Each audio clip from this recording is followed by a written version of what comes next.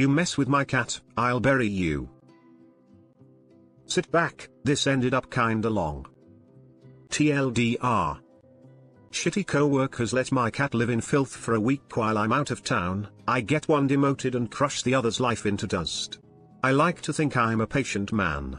I'm hard to anger. My co-workers say they haven't seen me angry in the 2 years they've known me. I have firm boundaries, and as long as you don't cross any of them, I can let anything go. One of my boundaries is don't duck with my cat. This story is about 2 of my co-workers and me, and happened the winter of 2013. So I worked at a veterinary hospital as a vet tech/kennel attendant, and co-worker 1 is a kennel attendant, Car, co-worker 2 is the kennel lead, KL. Car is the one who comes in to take care of the animals. KL is in charge of overseeing everything boarding and kennel related. They both crossed that very simple boundary. I went away over Christmas since I lived in another state from my family, and while I was out, I left my cat to board at work. One of the perks is free boarding. I trusted my co-workers would take care of him even if it was a top 2 busiest weekend of the year. So, I set up his cage the night before I leave. He's a shy boy, so I set up a tent with very distinct blankets. One is bright green, the other has rocket ships. I kiss him bye, and am on my way. I enjoy Christmas with family, candy and fudge, and other things unrelated to the story, and come back 6 days after leaving. It's late when I get back, so the hospital is already closed and everyone has gone home. We all have a key, so I swing by because I miss my cat and want to take him home. What I am greeted by when I get to him is those same blankets, the white rocket ships now slightly tan/yellow damp with urine, old desiccated pieces of shit and smears on the wall, and a very stressed cat that smelled like pee. We're talking 6 days worth of filth. All they did was put in more food and change the litter box as far as I could tell. I saw red. Car, the attendant, was scheduled to take care of the animals that holiday. KL, the lead, had been there 3 different days I was gone, including the last 2. Figuring out how to destroy these people became the only thing I thought about. I'm scheduled to work the day after I get back, and Car is there. I don't look at her all day, as it's the only way I could control my emotions. My blood is still boiling thinking about my boy who I'd had to bathe the night before, much to his chagrin. The sight of her makes that primal part of my brain reserved for beating the shit out of things starts to burn and makes my muscles tense. Now some important backstory here is the Car is kind of terrible at her job. We were kind of friends since she was the only one who wasn't shitty to me when I first started. Whenever I'd find something she messed up, I'd gripe to myself but I'd fix it.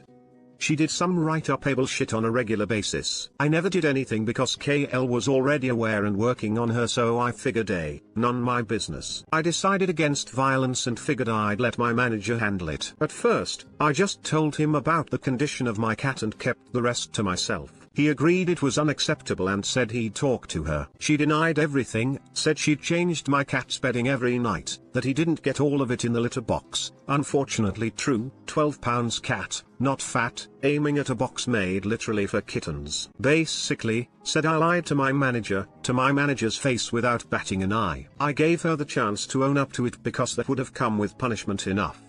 My manager told me what she said, and her blatant bullshittery poked the dragon that was already awake and pissed. I told him she's ducking lying, I work in the kennel too, and not to mention I know my cat's shit well. He believes me, and I not so subtly point out that if she pulls this shit on an employee pet, what has she been doing with a lot of random boarders? Manager thought it was a good point, and asks me to keep an eye out for mistakes and let him know what I find. The next day, I was in the kennel alone without her, and I began to document every single thing she did incorrectly. Remember me saying how crap she was at her job? She left me a treasure trove of shit to dig up. To name a few of these nuggets, every single animal's cage was filthy, like multi-day filthy like my cat's was. 2 dogs had had their medications switched for the whole week. There were copious amounts of shit left in the yard. Big no, spreads parasites and disease. And not even her documentation and charges were entered correctly. It was a train wreck that took me the whole morning to get back to an acceptable condition. There was material here to get her enough write-ups to lose her job if she had been perfect before, and she had already been disciplined a couple times for other shit she pulled. I gather it all together and bring it to my manager, who is horrified and says he's setting up a meeting with me, Car and KL, and him to discuss it all. He encourages me to hold my temper and call them on their bullshit at the meeting. Until then I hadn't even considered KL's complicity in this bullshit, but I immediately realized there were two people on my wrong side. KL was not as horrid at his job as Carr. He was old as hell in a demanding physical labor position. I figured what he'd got coming will be enough so I could aim everything I'd got at Carr. What's the human equivalent of shooting fish in a barrel? Because this girl had already dug herself such a hole it was incredible. She hadn't been fired already. She didn't do her job. She was stealing clients from the clinic by offering to pet sit for cheaper instead of offering boarding, explicitly against our contract, fireable. She had been leaving 30 minutes early, leaving the shit condition I'd had to deal with. And I knew all of this.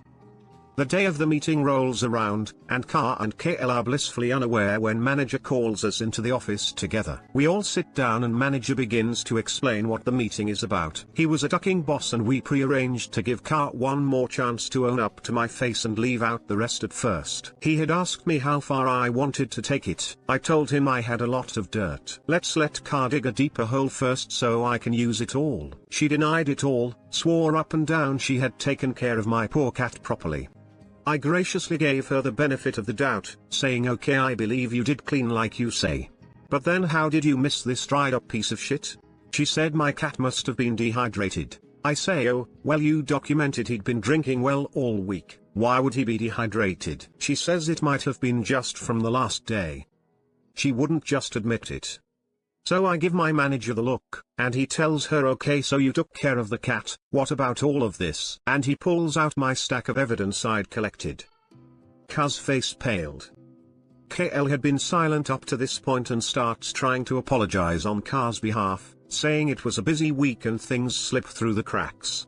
I called their shit, saying I had been able to handle as many animals as she had had to a higher degree of cleanliness than the two of them could accomplish, so busy was not a valid excuse. We went over every single sin Carr and KL had committed for the past 3 days, individually and in depth with discussion about each one before moving on. As we worked through the stack, manager wrote up Carr for every single offense that warranted it. By the end of it she had 6 write-ups, 3 to get fired. She was sobbing, saying she couldn't afford her kids' daycare if she didn't have that job. My manager very pointedly told her he had never seen someone with such terrible job performance in 30 years, and if she were worried about her kids she would have done her job better. KL was written up and removed from his lead position, and Carr was given the option to quit before she was fired. The end. Ha. No, it isn't. This is ProRevenge, not girl only lost her job. Oh no, there's so much more.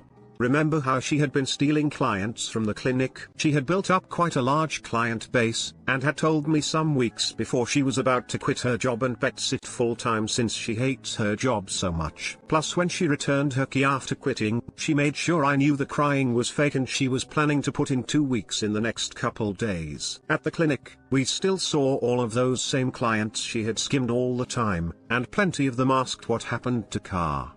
Manager told everyone we should tell the truth. Since we had a pet sitter we referred to and Carr was not it. For the next few months, we saw so many faces twisted into expressions of disgust, contempt, betrayal, worry when we told them why Carr was no longer there and why they should reconsider letting her watch their pets.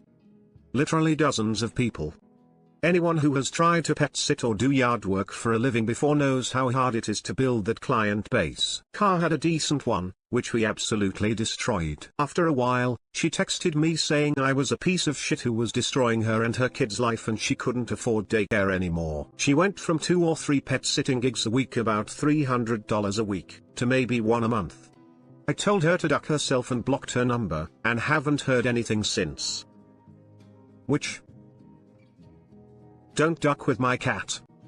Edit for those saying I'm a shit human for letting this go as long as it did. Carr and KL clean sometimes, just not enough for my standards. Carr had only been there a few months and it was her first big girl job. Yes, kids at 20 years old, and there's a small learning curve. I figured it'd be okay for a week and was poor as shit at the time, so options were thin. Until that week, I was there constantly cleaning to my standards, so didn't know how bad these two would really let it get. Protocol said lead is informed of performance issues before manager, and as I mentioned he was aware and Carr had already been written up a couple times.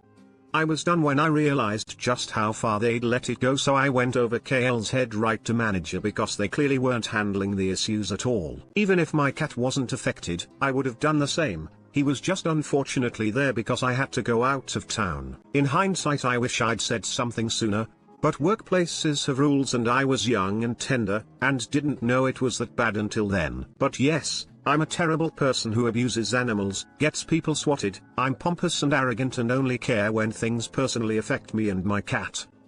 You're right, Reddit. Edit 2, I'll take this opportunity to give some advice on how to pick a good kennel facility. Always, I mean always, ask to take a tour before leaving your animal. Don't schedule an appointment, ask to go back randomly. If they try to say no, say you don't feel comfortable leaving your pet without an idea of where they're staying. If they still won't, and even a manager denies a tour, take your business elsewhere as they probably have something to hide. If you do get a tour, here are some things to look out for. Check water bowls for grime and dirt. Some pets are messy, but if a good number are dirty, it's a big red flag. If the kennel smells strongly of some kind of air freshener, be wary and look around for messes. A good kennel attendant will smell pee and clean and replace things until they get rid of the smell. A bad one will spray some animal odor eliminator and cover it up. Make sure everything looks organized, properly labeled, and has some kind of system to it. Cluttered storage and unclear labeling is where so many mistakes come from. Make sure they take those little things seriously, or something big may slip through the cracks. Finding a good clinic and good boarding facility can be difficult, but they do exist. And just like you wouldn't want you or your child going to a shitty doctor or daycare, I don't want anyone taking their pets to a shitty veterinary clinic.